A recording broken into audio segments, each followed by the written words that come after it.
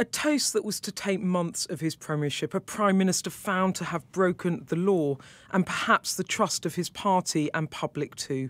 An excoriating report full of damning detail. Grim reading then for this PM. At the heart of his government, it said there were failures of leadership and judgment, an inappropriate and excessive consumption of alcohol, a lack of respect for cleaning and security staff, and private messages between staff joking they'd got away with it.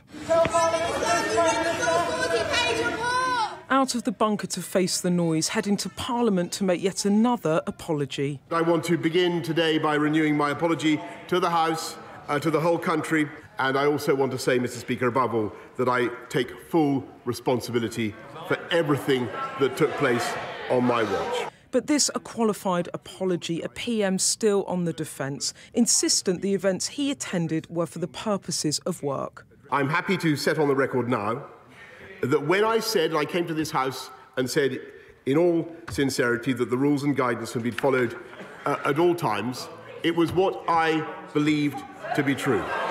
But the Labour leader, himself the subject of a police investigation, clear-eyed.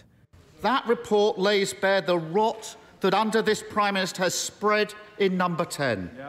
And it provides definitive proof of how those within the building treated the sacrifices of the British people with utter contempt. Even those MPs on his own benches, which at times weren't particularly full, not convinced.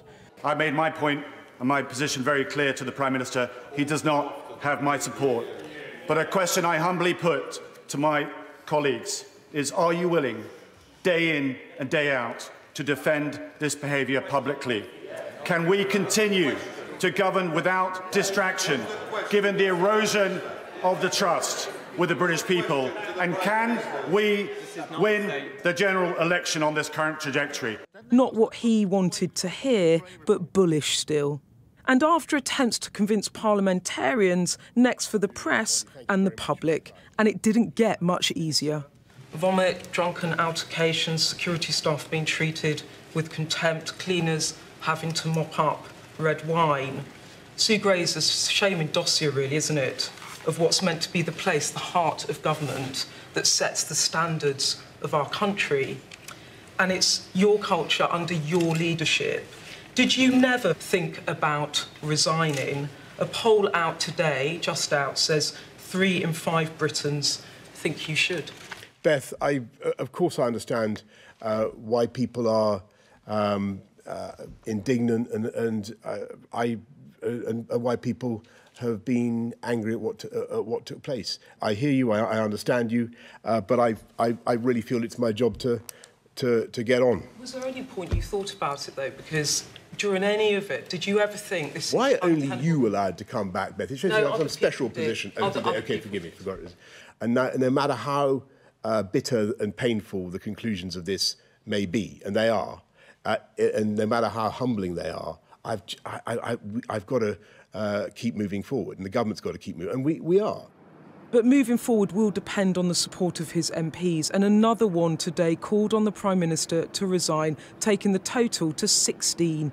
And this one doesn't sound far off either. Is he still the vote winner you need for the Conservative Party? I am struck today by a number of colleagues who are really concerned that it's almost impossible for the Prime Minister to say at one stage, I want to move on, and the public wants to move on, and yet we haven't regained the public trust. I'm not sure we can. And I think there are a lot of colleagues who today are perhaps realising that unless something happens, we may not be able to win the next general election. Do you think he should resign? I think the Prime Minister doesn't enjoy the trust of a lot of the British people, and I think he's got to reflect on that very carefully. Tonight, the PM on his way back to Downing Street, having addressed a group of his backbenchers, he wants to move on. The jury out on whether, in the end, they'll let him. Beth Rigby, Sky News, Westminster.